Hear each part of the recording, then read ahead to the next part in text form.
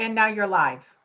Okay, great. Good afternoon, everyone. This is Town of Southborough, Massachusetts virtual meeting of the Personnel Board via Zoom for Monday, March 22nd, 2021. I'm starting the meeting, gavelled in at 4:01. Ms. Jasinski, would you like to read the statement as our clerk? I can read it if you don't have it handy. It's on your agenda.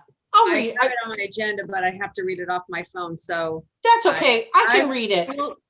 I can read it. It's Okay. just pursuant to Governor Baker's March 12, 2020 order suspending certain provisions of the open meeting law, general law, chapter 30A, section 18, and the governor's March 15, 2020 order imposing strict limitation on the number of people that may gather in one place.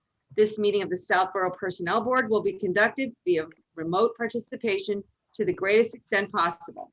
Specific information and the general guidelines for remote participation by members of the public and or parties with the right and or requirement to attend this meeting can be found on the Town of Southborough's website at www.southboroughtown.com.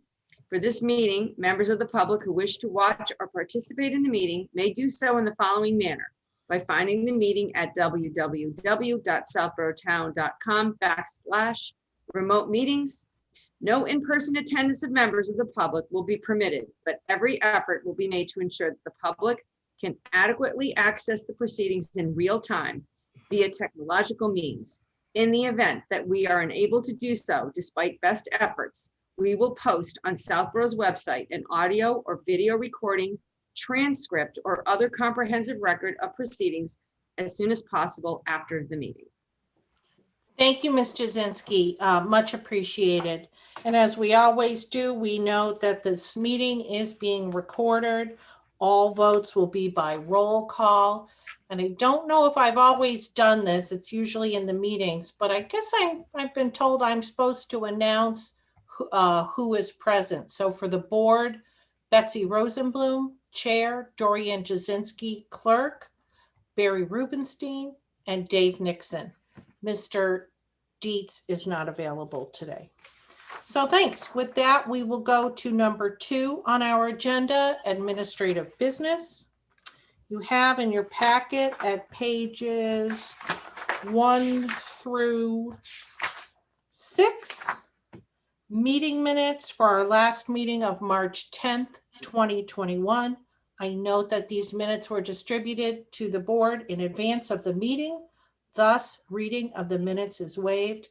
Do I have any comments on the minutes? Corrections, anybody? The chair seeing nothing, the chair approves the meeting minutes as presented in the packet. Thank you all so much. All right, we move on to 3A, new business. And the first order of business is we have a request from the town administrator to set a starting salary above midpoint for a new IT manager. And we have a letter in the packet at page 7. And there's another letter, page 8. I'll describe that in a minute. So for those of you, I don't know, do we have participants who are listening who are not? Just Mr. Probst.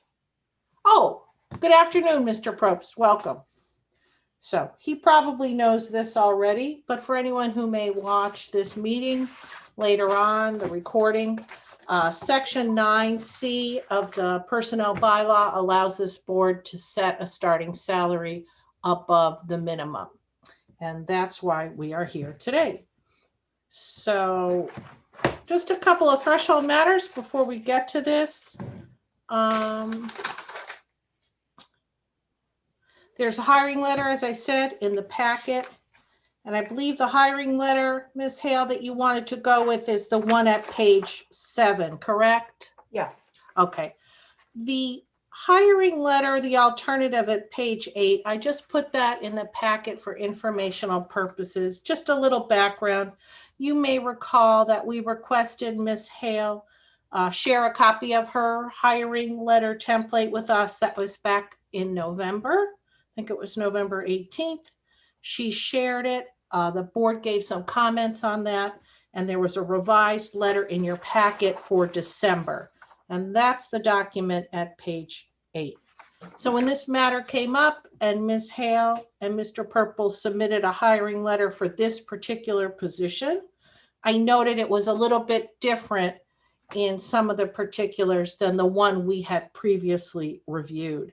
The one they sent out last week included a statement that there was a probationary period under the SAP of 12 months, and I questioned that. That was not in the letter we saw in December.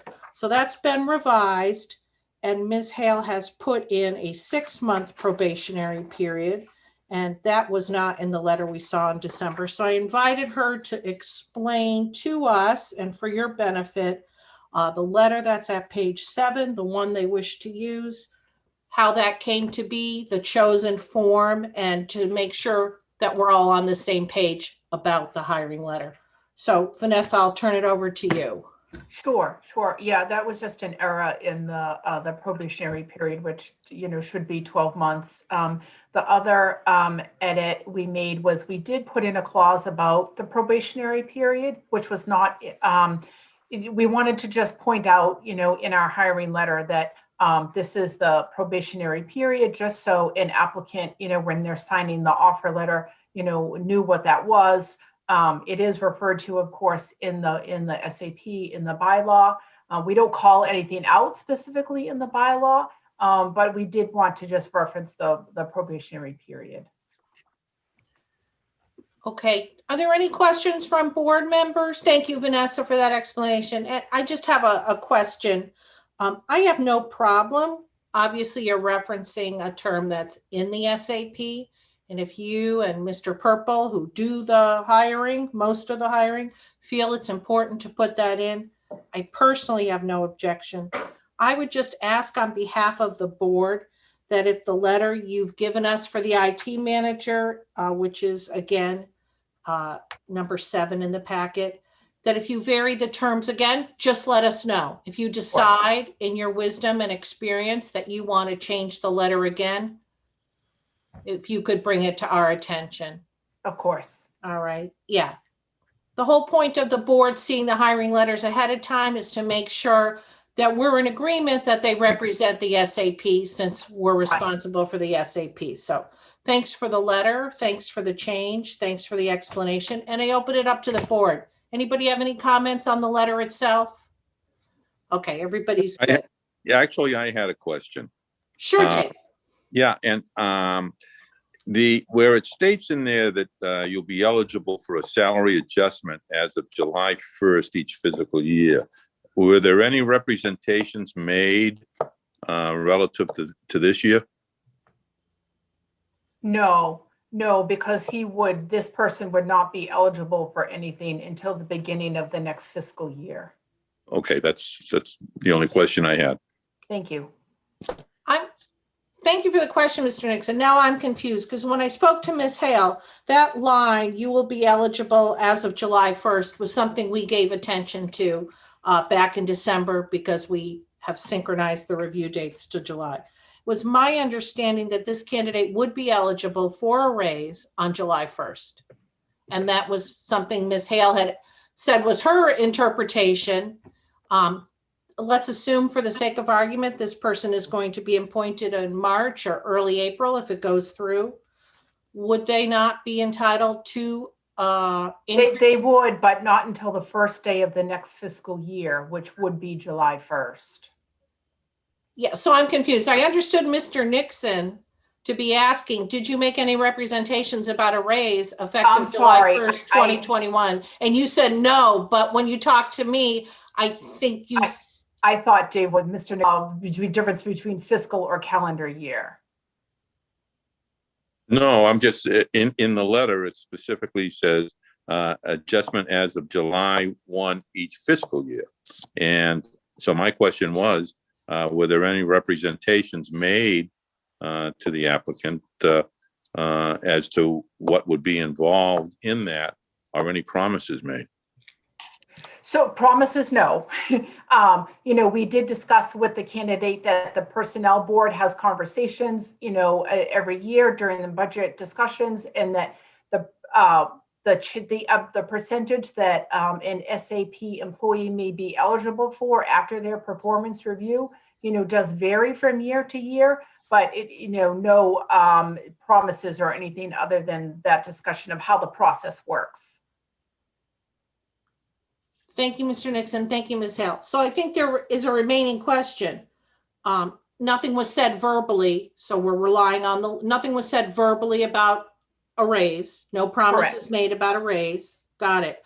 But this letter, it doesn't suggest, it says you will be eligible for a salary adjustment on July 1st after a successful performance review. And when I asked you about this, Vanessa, offline, you said you believe that this candidate would be it would be appropriate for this candidate to be considered, not that a promise was made. Correct. But Yes. this person would be eligible. Mr. Purple, would that be your position that this candidate would be eligible? Let's say they're hired on April 5th. Would they be eligible? Would you plan to submit a performance review for May, April, part of April, May and June, and then put in for a raise for this person? I think that they would be eligible, the same as any other SAP employee would be eligible, and we would budget for it. Whether or not, like I said, I mean, logistically, I'd have to think about somebody coming on, the end of April, and then 3 months later. But you've got 90 days with what, of experience with the person. There may be enough there to justify a performance evaluation. But it may not be either. So we'll have to take a look at that. I think this is the first appointment, the first situation that we have faced since we've changed the the date at which someone gets a pay increase to July 1st from the prior system. So that's something I think we would like to just clarify as well, that is it the board's interpretation that any new employee, regardless of when they're hired during the year, would get a raise on July 1st based on the change we made. Thank you for that clarification. Thank you both. When I spoke with Vanessa, we discussed this together and she said they had just such a question. And I don't see anything in the current scheme. And I'm sorry that Mr. Dietz is not here with us today because he was the architect of the synchronization. I don't see anything in our current scheme that would preclude this person from asking for a performance evaluation and receiving a raise. And I think this is a great opportunity. Every time you come up with a new policy or a program, these sorts of questions come up. And as Vanessa has noted, will be our first hire, late into, are we even into the end of the year? And then we have the July 1st date. We haven't encountered this before. So I think it's good that we have this discussion. I see Ms. Jasinski was shaking her head. Did you? Yeah, I have a very different opinion. We're hiring this person above mid-grade. They're going to be new, coming in mid to end of April. I don't believe that they should be entitled to a raise on July 1st when they've been here such a short time. I think they should have to wait till the following year. I don't believe if we're hiring them above mid-grade, I think that they should have to wait a year before they're getting a raise with the town. I don't think a couple of months is warranted that they should get one. So I'm completely disagreeing. Well, without taking a substantive position, thank you for your comment, Dorian, and I want to hear from everybody, but just to lay it out, because well, I'm the process person. If they're not going to be entitled to it, it needs to come out of the letter. If we decide today, this letter should not go saying you will be eligible for a salary adjustment as of July 1st of each fiscal year. Because or we could say a year from this July 1st, exactly. if we clarify it. But I personally, if we're hiring them above mid-grade and we're already giving them a really good salary, I think that they should have to wait an entire year before they get a raise. I don't think that 3 months is enough to warrant one. I understand your point, and all I'm saying is wherever we come out on this, the letter should reflect it appropriately. Mr. Rubenstein has his hand up. Yeah, I mean, my view of it would be that we would treat this person just like we treated people who were transitioning, and that is that the raise they got on July 1 would be prorated. So whatever the percentage is, and I don't remember, 2.8%, even if that's what we were giving, that person would not get a full 2.8% for that following year. They would get it prorated as if they'd gotten the increase essentially next April, the following April. So yeah, they'll be getting an increase, but it would not be of the magnitude that everyone else would be getting. That's how I would approach it anyway. Yeah, because you're right, Barry. We had this exact case where we had, in order to get everybody caught up, Mr. Ballantyne and payroll, Ms. Pasicane, had to do quite a bit of math, as I recall, to prorate folks who were not eligible. So does Mr. Nixon, did you want to comment? Well, I guess I'm just a little confused on it because it would seem to me that that's too short a time to really be able to conduct a proper analysis of the individual's work. And I think that to have them be considered for a raise after 2.5 months is it's not exactly what you would see in a commercial application. So to Mr. Nixon's point, and kind of touching on where Mr. Rubenstein went, I agree with the prorating, and quite honestly, I wouldn't want to give an employee an increase who is still within their probationary period. So I think that the person needs to come outside of that and have an evaluation done, and then at that point, we could look at prorating an increase.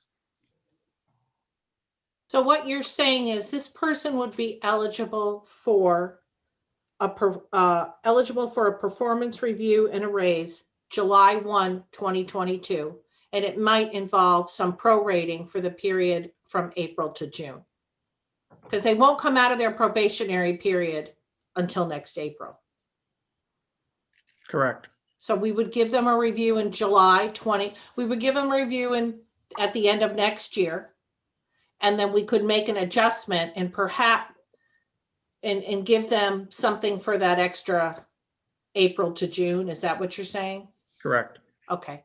So they may get, so just to clarify then, they may get the 2.8% increase adjustment in their salary, but they're only going to receive it they're only going to get a benefit of it for 2.5 months. So would it be correct to say in this letter, you will be eligible for and again, we just told Vanessa, make one letter and use it for everybody. But in this case, we're going to have 2 letters. One is for employees who have worked here a year, and one is for people who haven't worked here a year as of July 1st. So, and you won't have this problem with folks who start eventually.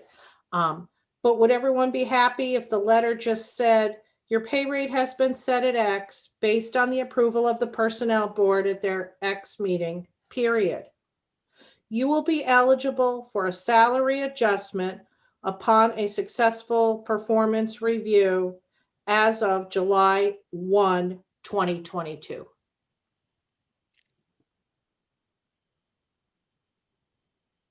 I'd be fine with that. I'm fine with that too. Barry, it doesn't address your point, to Barry and Mark. It doesn't address the point about prorating, but I think that can be worked out. I don't want to put too fine a point, but I don't want to send Vanessa off to send out a letter that says you can have a performance evaluation and a raise in July when that doesn't seem to be the intent of the board or Mr. Purple. So the letter would say, upon a successful performance review, eligible for a salary adjustment as of July 1, 2022. Because they will have worked here for more than a year, be about 15 months. Does that work for everybody? Works for me. Works for me. Barry, are you okay? Yeah, I mean, if it works for Mark, then I'm fine with it, so. And you know your candidate and you know what's been said. Vanessa and Mark, that works for you? Eligible for a raise as of July? It does. I Okay. do have a follow-up question, but I didn't know if you were done with this piece Go of the ahead. discussion.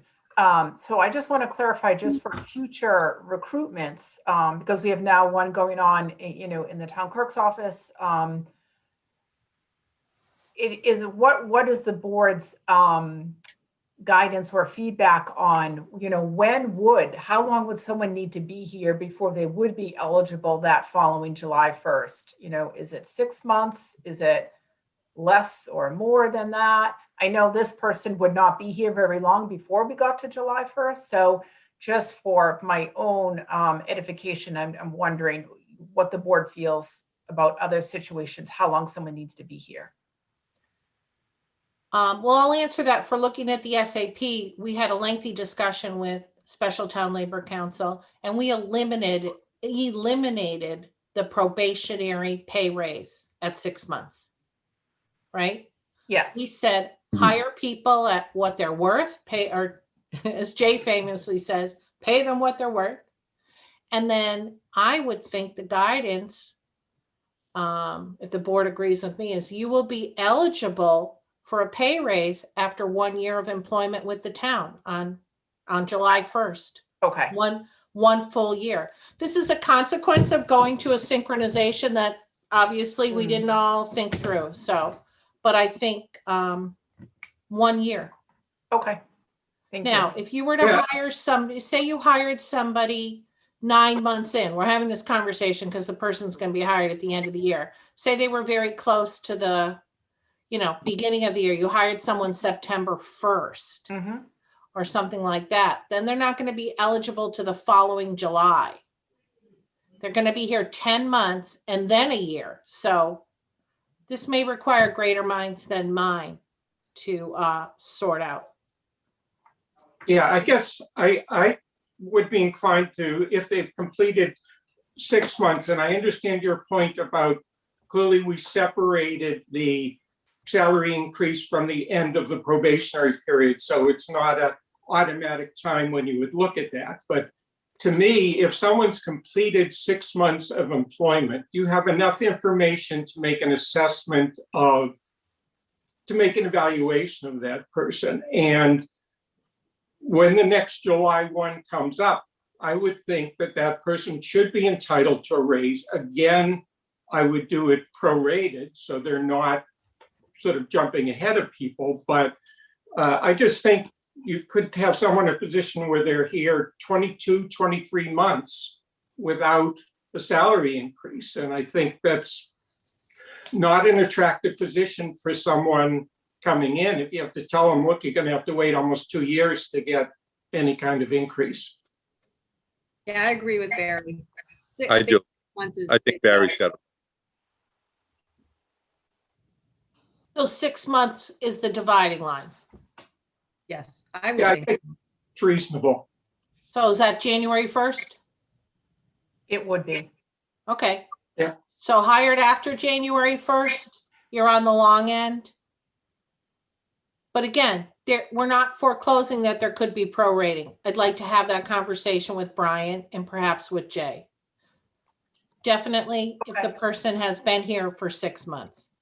So for now, I think because time is of the essence with this hire, and I want to get you what you need today, it would say eligible for a salary adjustment as of July 1st, 2022. Okay. But are we talking about any kind of prorating once they get their review for folks who are less than 6 months before July 1? I mean, theoretically doesn't make a lot of sense to me to prorate someone after 6 months, but not before 6 months. And what if they've been here 7 months, they get prorated and they get a review, but if they've been here 5.5, they don't. So it gets a little. If they're here less than 6 months, they're not going to get an increase. Right? Right. No, we're talking about getting. Okay. What do you do with someone who's been here 5.5 months? They're not going to get an increase. No. Wait for 6 months. Yeah, they have to wait. So I guess the determination of whether someone gets a raise the following July 1st is they have to be hired between July 1st and December 31st. Right. Yes. Yeah. Okay. Okay. Got it. Thank I you. nominate Barry to put together some bridge language. Thanks, Mark. Yeah. Well, that's what attorneys do. That's why I'm not one anymore, Mark. I know, but you take the intent and then you craft it and bring something back to consider. Well, like I said, I mean, we thought it was going to make it easier to move everyone to July 1st, and 98% of the time it will. But we're going to have people because, Vanessa, is not being helpful and making sure people leave and come in on July 1st so we can eliminate some of this stuff. And so we're going to have to find a way to bridge some of these differences, or people just don't leave, one of the two. That's a good idea. No leaving. So for now, for the instant case, we're all comfortable that the letter will reflect a raise for July 1st, 2022. The other template will stay the same for now. And I think it would probably be helpful if I put this on the agenda for the April 14th meeting and put something in writing, because I'm hearing from Vanessa that guidance would be helpful. Yeah, I would definitely prefer a vote of the full board, certainly if you'd like to wait for Jay. Okay, let me just make a note.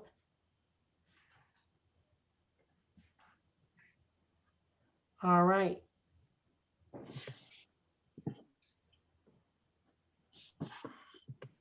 And I'll see this when I do the minutes. So, okay, so thank you. So that was that was just the threshold of the hiring letter. And then the second part was before we get to a vote on the salary. So we had a little discussion about whether or not this board should talk about salaries in executive session. I thought I heard something to the effect that exemption number 2 in the open meeting law was not available to this board since we're not really the deciding authority. I haven't been able to find the specifics of that, and that is something that I will continue to look into. For now, I asked Ms. Hale if she felt that she and Mr. Purple wanted us to have this discussion in executive session for today. Ms. Hale said they spoke about it and they didn't feel, Mr. Purple and Ms. Hale did not feel executive session was necessary today. So I'm just going to ask them, to the extent they feel comfortable in this open session discussing the factors that led them to the salary they are proposing, share it with us, and to let us know if you feel that this would be the next time this comes up, because it'll come up again. If this is something you want us to explore going into executive session, we can do that in the future. But for now, before the board votes on the salary, please, to the extent that you are comfortable with it, share with us how you got to where you are. I note that a few months ago, I think it was November, we asked Ms. Hale to put in writing her hiring process, and she did. Thank you, Vanessa. This was in the packet of November 18th at pages 11 to 12, and it's a list of the various steps that she goes through in the hiring process. And one of the bullet points said, and I'm reading from this memo dated October 5th, negotiate salary and benefits on behalf of the appointing authority. But it didn't go into detail. Obviously, it's part of your game plan is not to publicly broadcast all of your negotiation points. But just to the extent you feel comfortable fleshing that out, I'll turn the floor over to you. Thank you. Sure. Do you mind if I bring Mr. Probst over, the chair of the Municipal Please. Technology Committee? Please do, and whatever he would like to contribute, whatever edification you can give the board before we make the decision, I'm sure we'd all appreciate. Oh, nice photo, Matt. Thanks. That So, looked like an 8x10 glossy for like a Broadway show or something. Welcome.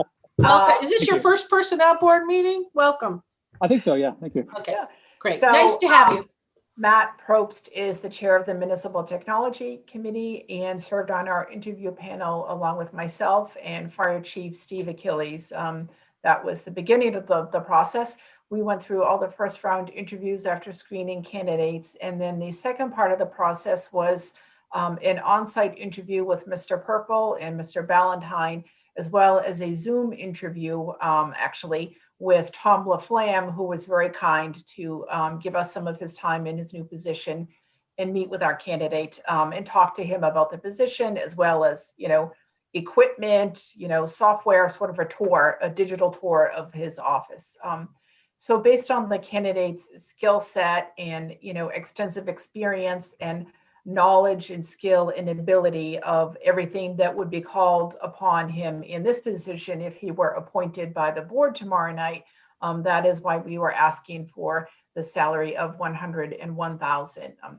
I did ask Mr. Probst if he would mind popping in today, just so you could also hear from him as a member of the committee. Chief Achilles and I handled most of the sort of more general questions and answer questions about the position and what this person would be required to do within our organization. I will say Matt handled all of the very, very technical questions for all of our candidates. And I wanted to give him just a moment to talk to you as well. Thank you. Yeah, very happy to speak to this candidate and the qualifications. Obviously, Southborough is in a very unique situation with our one-man band technology shop. And obviously, we're working on the side, hopefully, to resolve that with having potentially an additional position. But we are sort of right now straddling sort of old world technology and new world technology. And the candidates we need to have a very diverse skill set in terms of the types of technologies they work with. And based on some analysis that Ms. Hale has done across other technology directors across other towns, it's very clear that that this salary of 101 is not, it's below the mean of the means from what we've seen from neighboring towns. And we also see that neighboring towns have more roles. So for example, one of the other candidates that we were considering from a neighboring town was sort of one of many. I think there were 3 or 4 other technologists in that town, and we were considering hiring a person, and with the potential salary of 101, and this person was not even the IT director of that neighboring town, with the potential salary of 101, we lost that candidate. And this is our IT director role that we're trying to fill. So I feel like 101 is absolutely it's actually a good deal for the town of Southborough for the type of qualifications that we're looking for. You all set? Thank you, Mr. Probst. Any questions for the hiring team from the personnel board? No. All right. Yeah, Folks ready? I'd like to take one opportunity. I don't get to do this real often when Matt's in the meeting, but I've given him all sorts of laudable comments and credits for his participation in the process. So I do want to, while he's actually in a meeting with me, thank him for his work that he did on the committee, because I know that by the time they got to me, the candidates had been suitably grilled in terms of their technical experience, and I needed to focus on fit and how they were going to work inside the organization. So I really appreciate, and I know Vanessa appreciated that lift, because quite honestly, I don't think that we had the skill set to evaluate the candidate, in that fashion. So thank you, No Matt. problem. No, thank you to you, Mark, and you, Vanessa, for including us in the process. I'm very happy to serve here, and thank you. I think it's gone quite well. Thank you.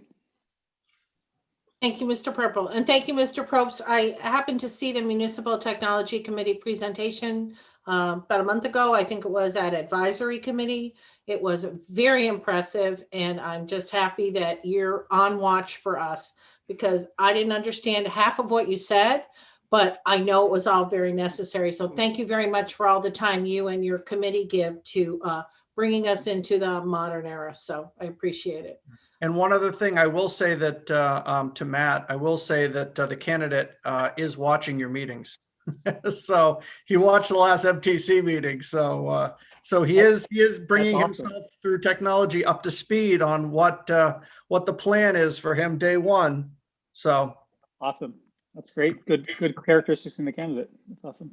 And it's meaningful to me as someone who worked with Mr. Laflamme to hear that he came back to offer input into the process, as Mark has said in the past, Tom was that rare IT individual who had the technical knowledge you need, but could bridge the gap, as evidenced by the fact that he was able to assist me with my email. And not many people can help me when it comes to anything with technology. So I really appreciate it. And I don't know if Ms. Hale already mentioned this, but Mr. LaFlame will be coming back for at least a half day or so when the new employee starts, and spending some time with the employee, getting them acclimated. So it's really appreciate Tom's outreach on that effect. Admirable. All right. Any comments from the board before a motion? No. Would No. someone else like to make the motion? Chair will make a motion to approve. Do we actually have a request in writing in the packet? Oh, yeah, at 48. Okay, we have the hiring letter. So just doing the math. So Vanessa, am I correct that the hourly rate of $48.36, the multiplier for the annual is 2,080, 52 weeks at 40? It's a little bit higher this year. I checked that with Brian Valentine today. It's actually 2088.5.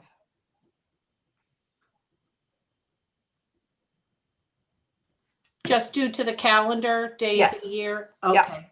So everyone following, in order to get from the hourly rate that's in the letter, we need a multiplier to make it the annual salary.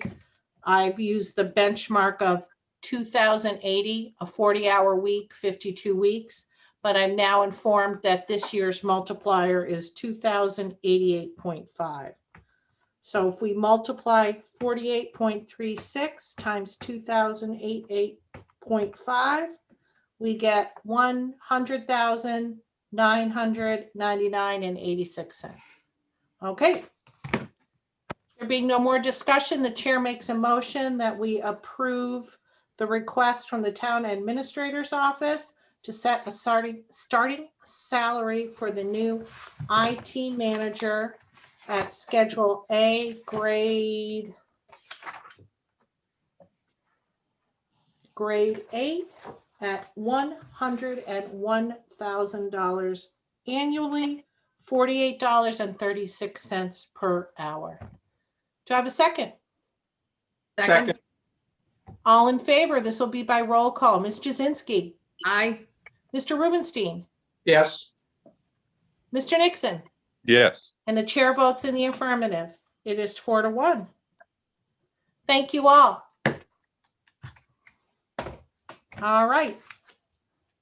Moving Excuse me, on. Betsy, did we reach did we resolve exactly what the wording was going to be in the letter? So the letter will say your pay rate has been set at $48.36 / hour, how it is here, based on the approval of the Personnel Board at their March 22nd, 2021 meeting period. You will be eligible for a salary adjustment as of July 1, 2022 upon a successful performance review approved by the Personnel Board. How does that sound? Works for me. Yep. Okay. And we'll address putting this in writing for future cases, as Ms. Hale has asked us to do. I'll write up something based on the discussion we had for the board to consider on April 14th in terms of guidance for those pre-January 1st hires and post-January 1st hires. Okay? Thank Everybody you. good? Thank you. We're now moving on to 3B, Town Administrator, draft job descriptions for Executive Assistant to the BOS and Assistant Town Administrator. And these are in your packet, starting at page 9. As we've spoken about at the last few meetings, this is part of the BOS office reorganization. 2 job descriptions we've talked about and knew they were coming, but I don't think the board has yet opined on them. They are in your packet. They've been completed by the Board of Selectmen. That's the Assistant Town Administrator at page 9 and 10. You also have in your packet at page 11 is the current Assistant Town Administrator job description for contrast and comparison. And then starting on page 15, you have the proposed draft Executive Assistant to the Board of Selectmen job description. That's only one page? No, sorry, 2 pages. And then starting on page 17, the current job description. And we've discussed these before and given some guidance to Mr. Purple, and now he has completed his work. So I'll open it up to Mr. Purple and Ms. Hale. Is there anything you want to tell us before we engage in discussion on these job descriptions? Thank you. No, I think I think that, this discussion's been going on for a while. It is, not at your level, but I think with the selectmen and also with the employees, these job descriptions haven't been touched in quite a while. I know that the executive assistant position hasn't been touched since Miss Esposito was hired, and I really don't think there was much change from when her predecessor left and she came in to the job description. I think that the job has become a little bit more robust now than it was. And again, the position, not necessarily the person, the fact that she has the capabilities, I think are awesome for us. But I think moving forward, these are going to be the expectations of the position. The assistant town administrator job description, like I said, I think since 2017, when all the job descriptions were reviewed, but I don't know that a whole lot was done to it at that point. I think this is a lot of a refresh. And again, the selectmen had looked at these and talked about them. And had added some things in, and I think they've been gone over, so I think they're ready for you to review and provide comment on. Thank you, Mr. Purple. I just had a couple of questions before I open it up to the board. With respect to each of the job descriptions, can you tell us who wrote them, who participated? So I think you may notice the handiwork of Mr. Dietz. His goal was to try to shorten these up and standardize them a little bit. And so that was done. And then there were some things kind of like the administrative assistant position that we just took a look at. I think some things were added back in. I know that Ms. Braccio had looked more at the assistant town administrator position and done some and added some value, I would say, to the job description. And I believe that I'm not quite sure if there was any specific comments that came with regards to the executive position. Directly from the selectmen. I think that was more part of the global discussion when all 3 job descriptions were being discussed. Thank you, Mr. Purple. What I didn't hear is that the current incumbents participated in the process. Ms. Yes, Hale as ATA No, and they- Ms. Esposito. Yes, I would say that they participated heavily with, at least at the initial of putting everything in, and then discussions as to what stayed and what what may not have been included in the final draft. So yes, they were participants from the beginning and right up until the end. Thank you very much. So yeah, I was interested to know if Ms. Hale participated in the drafting of both, and if Ms. Esposito participated in the drafting of hers. Just kind of what the roles were. I'll let Vanessa speak for herself, but my recollection is that I don't believe that she participated much more than a cursory review with regard to the executive position. I believe that that was done mostly with myself and Ms. Esposito. Thank you. And on the assistant town administrator job description on the first page, page 9, the first essential function is assist in the supervision of 2 full-time employees. What positions would those be that the ATA supervises? That would be the executive assistant and the administrative assistant position in the selectman's office. So I'm sorry. The assistant town administrator assists in supervising the executive assistant to the BOS and the admin assistant, the floater position, the new shared position. Correct. But the current assistant town administrator did not participate in the drafting of the executive assistant. In other words, the position that the assistant town administrator will be participating in the supervision of, they didn't have anything to do with the drafting of the job description. I didn't say they didn't have anything to do with it, Betsy. I said that she had minimal to do with it with regards to, the drafting of it. Okay. So my original question was, who drafted these, which I think is a good question we should ask anytime a job description comes in front of us. Who drafted the job description? That's why I asked. That's the only reason. Sure. And on the executive assistant job description, so we went back and forth about whether or not you were going to add deputy procurement officer to the title, because that would technically need an SAP change. And I think the gist of the conversation, if I understood it, at least my perspective was, I'm more interested not in the form of it, but the substance of what the job is going to be doing. So my question was, it didn't matter to me whether you put it in the title or didn't put it in the title, but if it went in the title, it needs to go in the SAP and be added. Not as a new position, but as a revision to the title. Again, I don't think there would be any trouble if you wanted to make that an addition in the SAP to have us recommend that you add deputy procurement officer. But I see that you've taken it out of the title, so it's not an issue from that perspective. Right. Based on the conversation we had, so I took it out of the title. Yep. So on the first page of the job description, the number one job responsibility, it says, serve as deputy procurement officer. And when I look at that, and it isn't in the title, I was just wondering if it might be possible to not call this person deputy procurement officer and list their duty for procurement. And again, I understand we've been a little confusing in our guidance. We didn't really give you concrete guidance on where to go with this. I noticed a little bit down the list, another responsibility is to administer insurance claims, but you're not making the person the deputy insurance officer. Would it be possible to skip the title and just say what the procurement responsibilities are? Or do you feel that calling them deputy is important?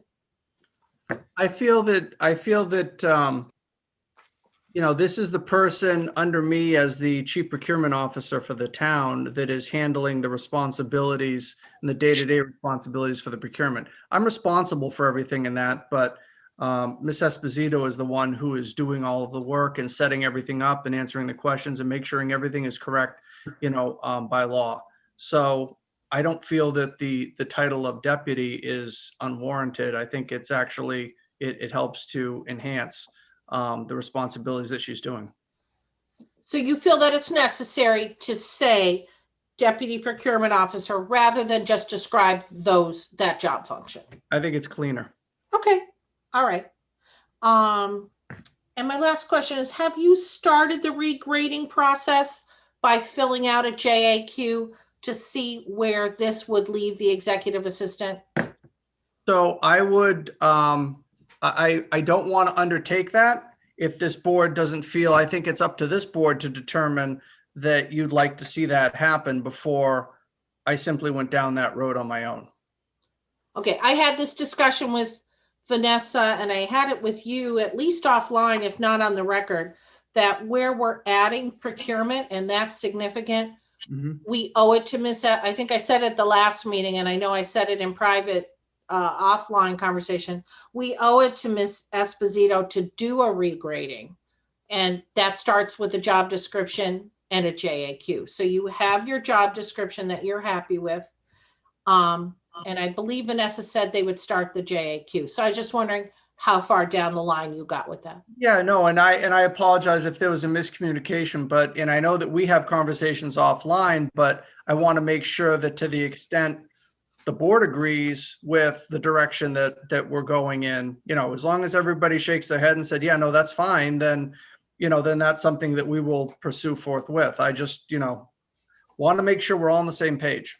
Gotcha. Okay, I'm gonna, thank you. For my part, I don't see any reason to not. Just to refresh for anyone who may be watching the meeting, when we add to a job, a new responsibilities or change the job description, we want to make sure that the job is still in the right grade in the SAP so that the employee is being compensated fairly, because compensation follows from grade. The tools that we currently use to do this were provided by the consultant that gave us this classification system. It consists of starting with taking the job description, which we generate in-house, and putting it into a document called a JAQ, Job Analysis Questionnaire, which was developed by the consultant, and then and the JAQ has several sections: education, work, responsibility, use of technology, management supervision, on and on. The only reason we don't put it in the packet is because the consultant considers it a proprietary tool and asks that we not make it public. But the department head, the person advocating for the position, puts all the information from the job description into the JAQ, and then a scoring tool is employed by Ms. Hale, members of this board, to score the position. And then there's a sheet it literally says, if you scored X number, you're a grade 3. If you have X number, you're a grade 4. So I can perceive no reason why we shouldn't go ahead and score this, and I'll open it up to the board for comments and questions, please. Mr. Rubenstein. Yeah, on the executive assistant under requirements, first of all, what do we mean by requirements? Is that qualifications you're talking about, or is it something different? I'm sorry, Barry. So we're looking at the executive. Right, at the top of page 2, there's a section called requirements. And is that qualifications, or is it something different? Sorry, I'm just trying to move through these. Yeah. He's on page 16 under requirements. The heading is requirements, as opposed to qualifications or education and expertise, or. I think requirements is essentially, the things that people need, for, to come into the position. And then you've got preferred experience. It's like, these are the things that'd be nice, but if you don't have them, then obviously it's something that you're going to be, that we're going to be responsible for training you for. Okay, it's just if you, in the assistant town administrator, we use qualifications, and here we're using requirements, and I'm not sure why we'd use different terms. But that's a general point. Yeah. If you go to bullet number 4, and I think I've raised this with you before, and I think Betsy might have raised it at the last meeting. We say knowledge of Massachusetts general laws. I have no idea what that means. And maybe you can explain to me what it is you're trying to get across with that. I think it's simply understanding the rules of the road that the state has set for us as to how we can procure goods and services. Okay, can we say relating to something? Because, that's, as you well know, there are thousands of Massachusetts general laws. So I don't know what knowledge of that means. So if we could specify at least a general area we're talking about, I feel more comfortable with the use of that term. So how would you suggest we rephrase that? Knowledge relating to the? Right, either to municipal procurement, whatever, makes sense. It's too broad and amorphous a term, I think. Okay. And if we're talking about qualifications, at the end of that section, it says town bylaws and codes and office operations. Are we saying that to be qualified for this job, the person has to already be knowledgeable about Southborough bylaws and codes? Or is it just, we're talking about, again, and maybe we're just, what you mean is just generally familiar with how town bylaws operate. Is that what you're getting? Yeah, so I guess what you're saying is I was too verbose. Yeah, like I said, I mean, we run the risk, in the job descriptions of, being too specific or not being specific enough. So you leave it broad, and some people may think that you're not being specific enough. And then if you're too specific, we kind of run into this quagmire. Okay, and it may be I'm just reading too much into it. So maybe if you just say related municipal policies, take out town bylaws, because when I see town with a capital T, it makes me think Southborough. It's talking about a specific town. So I think if you just took out the word town, it would be fine there. Okay. And the last point I have is on the last bullet point. So are you requiring the person coming into that position to have be a certified public purchasing official? So as before you ask the question, yes, but it could be something that could be under preferred experience, because back to my point, if they are not currently one, they're going to be required to be one. So it'd be something that we would have to give them the training in order to achieve. Okay, I think maybe part of the issue, at least I'm having, is this is being written with the notion we already have someone in this job. We know what they're doing, and that's why we say something like maintain current certification. But the job description should also be talking about if there's an opening and a candidate, what are the qualifications? And so for me, I prefer it say either that they have to have that qualification, be certified, or that they have to obtain that certification, immediately after becoming employed, something like that. Because when we say maintain, it seems to me we're talking about someone who's already in the job. Right. No, I agree with you in that. I would actually probably cut it back to certification as a Massachusetts certified public purchasing official, period. And then I guess the outstanding question is whether or not that gets left under requirements or whether it gets left under preferred experience. Vanessa, are you taking a look at the edits as we're talking, or should I take better notes? No, I'm just making some notes myself. Okay, good. Just to check me. Thank you. To relate to something, Barry, were you done? Yes, I'm done. Thank you very much, because that did call to mind a couple of things. One, I believe Mr. Purple, when you first told us you were working on these, that Mr. Dietz was assisting, and that when he saw a general phrase like knowledge of Massachusetts general laws, either his eyes glazed over or his head exploded. I don't remember, but it wasn't a positive reaction. So you had been encouraged by him to work with that, but it seems to be back in here, to Barry's point. And I don't know if that's, unfortunately, you wanted to discuss these today while we were together, and it was a special meeting on short notice, and Mr. Dietz going to be here.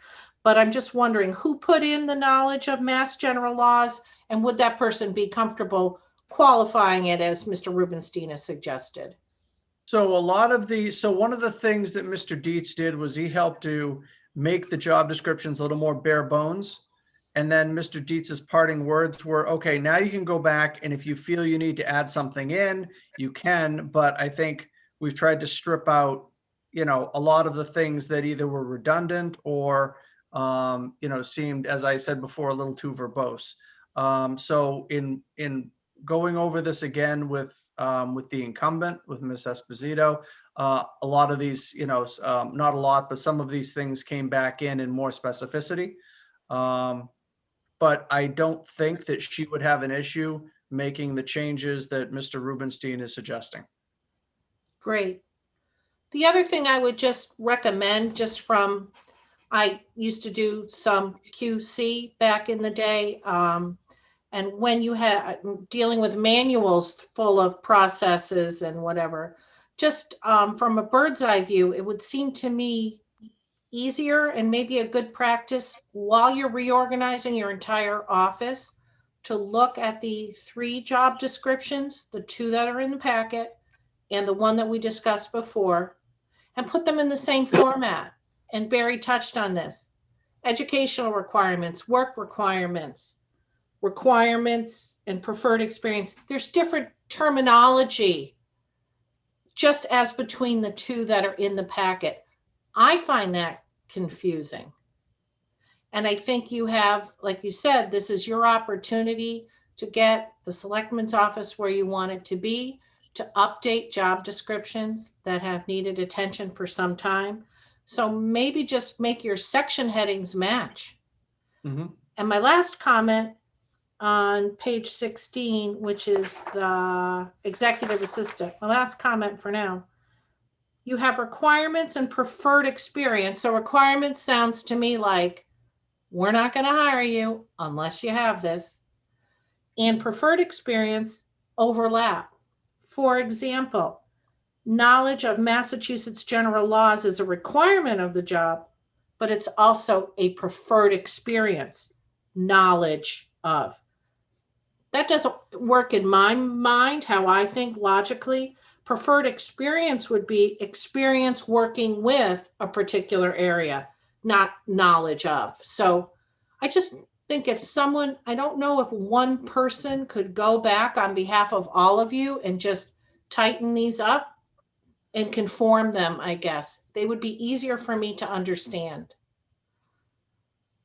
Sure. Because right now I find them a little confusing when I see knowledge of in 2 separate sections. And one section tells me it's required for the job, and one said, well, we would prefer that you have it. Either you, so I just think a little, maybe one person to look at all of these as a unit and make them work together as a unit by having the same format and terminology. So anyway, Mr. Nixon, Ms. Jasinski, we haven't heard from you. Are we gonna leave requirements or are we gonna change that to qualifications for category? Barry had asked that question and I didn't I'm- really get the answer. Thank you. I'm just asking that they go back and maybe tighten all 3 of them up so they all say the same thing and pick what works for them, but. No, my question is, are we gonna leave the word requirements? Or are we going to change that to qualifications? We're going Barry to had make it consistent. It's either going to be one or the other, but it'll be the same in both. Okay, okay. And then the heading executive assistant to the Board of Selectmen. Previously, there was also a slash deputy procurement officer. Are we not adding that to the job description title? Or, We are not at this point Okay. for 2 reasons. I think Ms. Rosenblum already touched on both. One is that it require a change to the SAP. And I don't want to hold this up based on a change in the title at this point. The second one is that based on my conversations with the chair, that and I think she already stated this afternoon, is that the content of the job description, and the fact that what the person is actually responsible for doing is probably more pertinent to the duty than it is to put it in the title. So plus that it becomes a really long title. okay, that's good. Thank you. Anything else, Dorianne, on content? No, I just wanted to clarify those 2 points. Thank you. Okay. Anybody else have any comments? Yeah, my only thought was that you could kind of streamline the requirements, now maybe qualifications, along with the preferred experience. I think that under requirements, some of that's a little wordy, where it's a little more streamlined under preferred experience. And I think that that could all be condensed into one category. I agree, Mr. Nixon, with the redundancy. And isn't it funny that it's a little less verbose under preferred experience? I think some of those things probably under requirements belong under preferred experience. And so, yes, that will be cleaned up, to ensure that we have those, we're not saying it twice and we're not saying it, the longer way. We'll keep it shorter. Yeah, I think that would streamline it, and make it a little easier to understand. Okay, thank you. So I'm at a little bit of an advantage over the other members of the board here because I don't think any of you have ever done a JAQ scoring. I think it's just Mr. Dietz and myself. But the types of things that would go into it would be the level of education. For example, less points than if it's high school versus college versus how many employees you manage or none at all. One of the categories is your responsibility. Can you bind the town to a decision? How high is your level of responsibility? Or what part of the sky falls in if you make a mistake, that kind of thing. I think of all the things that we're talking about probably wouldn't have a huge impact. They're more, the things that go into the JAQ are really substantive things that I don't think are going to change. We're talking a lot about cleaning this up, clarifying, making them more consistent. I see no reason why you can't go forward with the JAQ for the regrading. And I just wanted to make sure, as Mr. Purple has said, he wants to hear from the board that that's the direction we want to go in. So do I have a show of hands from the board that Mr. Purple and Ms. Hale should proceed to do the JAQ analysis for the executive assistant position? Yes. Okay, show of hands. Please proceed with that. And when the JAQ has been filled out, please send it to myself and Mr. Dietz, and we can proceed to do the scoring. Again, we can wait on a final grading until you finish the job description, but I see no reason not to move forward. The only thing is, what are the plans if we find that these increased duties put it in a different grade? How do we handle that with the fact that the grade goes to town meeting? Did you have a backup plan to put this into, let's just assume for the sake of argument, let's open our SAPs. The job as currently written is at a grade 5. We may find after we JAQ that it remains in grade 5. However, if I'm assuming it's not going to go down, if it were to go up, we don't really have a grade 6 position to put it into. So had you given any thought to how you wanted to handle an upgrade at this point? And no is a perfectly acceptable answer, sir. No, I believe, and Vanessa can correct me quickly if I'm wrong, is that I think the way that it's been handled, at least under this board, is anytime that we've had to make a change, but we could not have made the change to the SAP in time, is that any financial benefit to the employee, so long as it fit within the existing range of the classification, the financial increase was taken care of right away, but the title change did not happen until the next available town meeting. If only it were so simple. I think I was called upon to do the history of this because this has been a perennial issue since I got on the board. Vanessa and I have shared this information back and forth. I'm happy to let her give her take on it. My understanding is when I joined the board, they weren't sure how to handle it. And then through time, we've looked at it in various ways. So Vanessa, I'll let you speak to it. This may be something that needs some research. Yeah, sure. In some cases, we have advanced the person to a newer salary, and when town meeting, voted it basically was ratifying that. But my first question would be, I know that the board did vote the SAP, it just recently. But the Board of Selectmen are not signing the warrant until April 20th. I don't think the JAQ process will take very long. So is that something the board would entertain voting at your April meeting, or do you feel that what you've already done on the SAP cannot be reopened. Speaking for myself, we were given the deadline of April 9th by Mr. Purple, because Ms. Esposito needs time to type it. So, and I was gonna try to get, with a few days before that. So, I don't know I how just wanted anybody. to put that out there. Yeah, and no, good I question. actually Great did not question. check to run this by the town administrator yet, so he can certainly feel free to say no. But on our day-to-day schedule, we know that the selectmen are not due to physically sign the warrant until, I believe, April 20th at this point. So I just wanted to throw that out there as an alternative. And That's why offline I had suggested that we were headed to, I think for months we've been talking about being headed toward a JAQ because of the procurement responsibility that wasn't in it.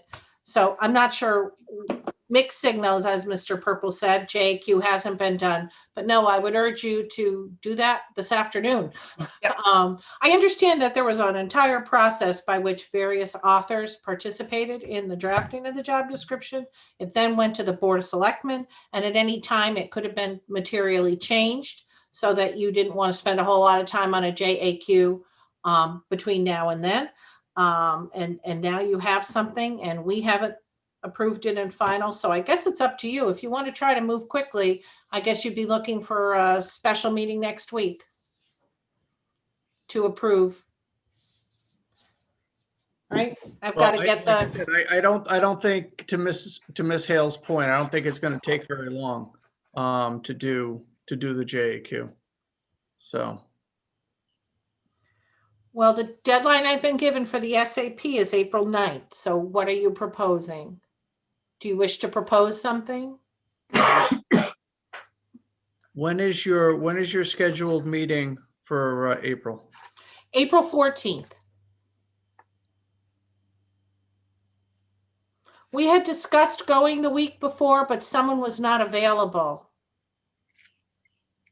I think somebody was not available to meet on the 7th. I think it probably, rather than just throwing out dates at this point, it'd probably be better to have Miss Hale, after the meeting is done, get that JAQ process in motion.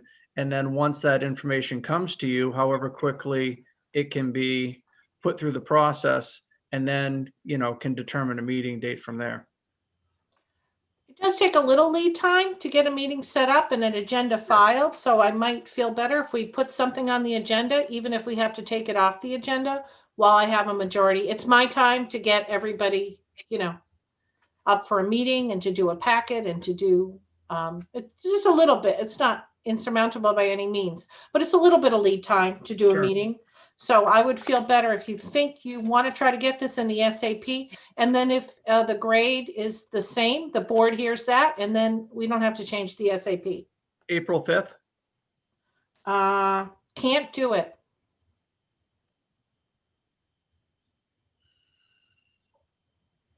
That's a no-go. I have very few commitments in these quarantine days, but that is a no-go. Actually, I could try to do it earlier in the day. Sorry, I can move some things around and do it earlier in the day. I'm getting my second Moderna shot at 10 o'clock that morning. Other than that, I can do it. So if you don't have any I side can't effects miss right that for a away, you'd be personnel board meeting. okay for the first half of the day. Yeah, I mean, no, and they say you'll be fine. I mean, but I can't miss my shot. So Yeah. I would say between 9:45 and 10:45, I am not available, but the rest of the day I'm available. So any other day, Gentlemen, will be fine. But I cannot miss my shot no. No. because I'm Gentlemen, not starting over and getting the first one again. gentlemen, Yeah, I can do the 5th. okay, I can also. all right. Dorianne, what time are you comfortable? At 10 a.m., I get my shot. So I have to be there. I think we At heard 10 that a.m. part. What would work for you? They make you sit there for 15 minutes. I would say like 10:45, 11 o'clock, I'm totally good to go. All right, why don't we just say noon, because that's a good time for us. I can make that work. And offline, I will arrange with Ms. Hale to get, because we have to do the grading. So basically that meeting would be, the JAQ would already have been done, transmitted to Mr. Dietz and myself with a day or two. I'll have to check with Jay's schedule and Vanessa to do the grading on it. So sometime the week before, which is next week, we will do the grading analysis. The board will meet briefly just to hear the results of the grading analysis. Sound good? Sounds good. And it will be a very limited meeting, just to make sure, since we're having a meeting anyway, do you want to add deputy to the title and put that in the SAP? It makes sense to me as the person who presents the SAP. I stand up and it's on the list of things because this job is being done and you're calling it Deputy Procurement Officer. And the only reason you didn't put it in the SAP before Correct. was because you didn't want to have to go hold Correct. it up a year for town meeting. Correct. So I would add it back into the title under those conditions. Yes. Yeah, I think it makes sense looking at it now. And since we're going to schedule a special meeting Okay. and hearing from you today that it's important enough to call it that kind of drives home for me that we should put it in the title. I was not really certain where I fell out on that. Do I have a show of hands from the board whether or not you want to see Deputy Procurement Officer back in the title? I guess I would only want it back in if we're going to have to change the SAP. If it doesn't change the grade, then why go through the trouble of doing it? Okay, That's my view. good enough. So let's put this job down on the agenda and we'll deal with it at that time. That's sound. Anybody else? Nope. All right. So Vanessa, you and I will hang around and just come up with a little timetable for getting this done offline. Sorry to upend your schedule, but I thought if there was any chance of, going through this within the next few weeks, I wanted to suggest it. Absolutely. I'm glad you did. No problem. I see a chat here. Does someone have a chat? Oh, that was me from earlier, just thanking Matt for attending. Okay. I don't want to press any buttons because who knows what I'll do. I'll crash the whole Zoom room. All right. So we're done. I'm done with the agenda. Does anybody have anything else that's come up in the last 48? Nope. I have just one question. Yes, I didn't Vanessa. know if you had any questions about, what Mark and I reviewed in my job description, or were you all set with that as well? I had no problems with it. Okay. No, My same general, conforming it. Okay, sure. Yep. Okay.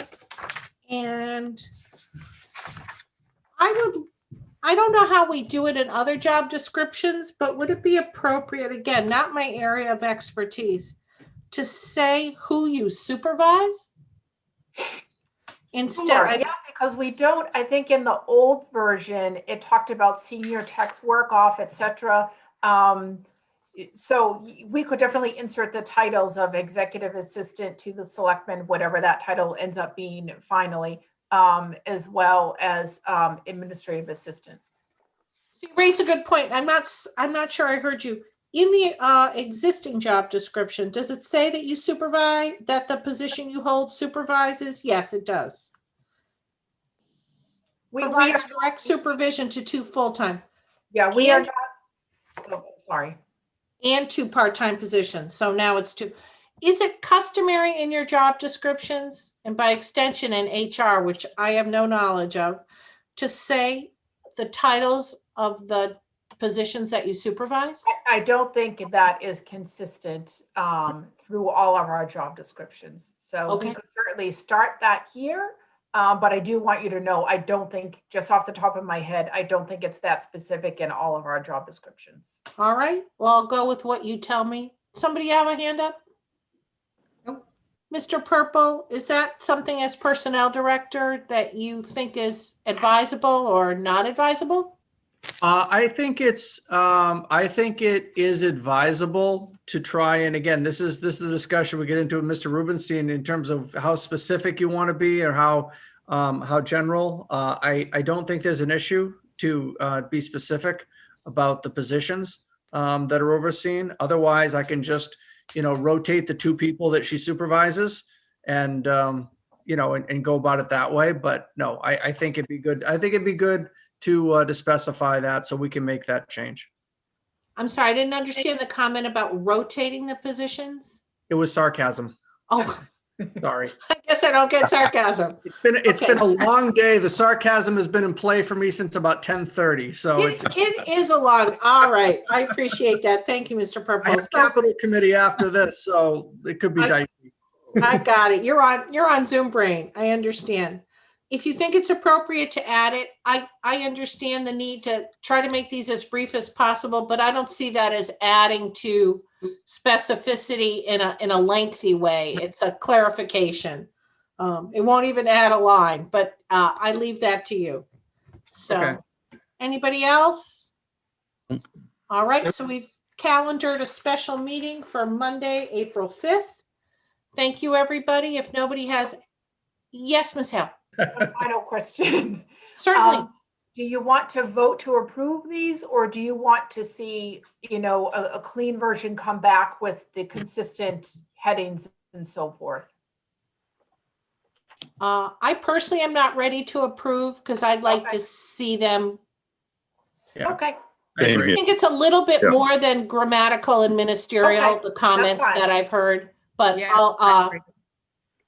Ms. Jasinski is of the same mind. Mr. Rubenstein? Yeah, Yes, Okay. yes. I think they're shaking their Sure. heads. Yes. thank you. Revise them, please, if you would, please. Agreed. All right. If there's nothing further, I will gavel us out.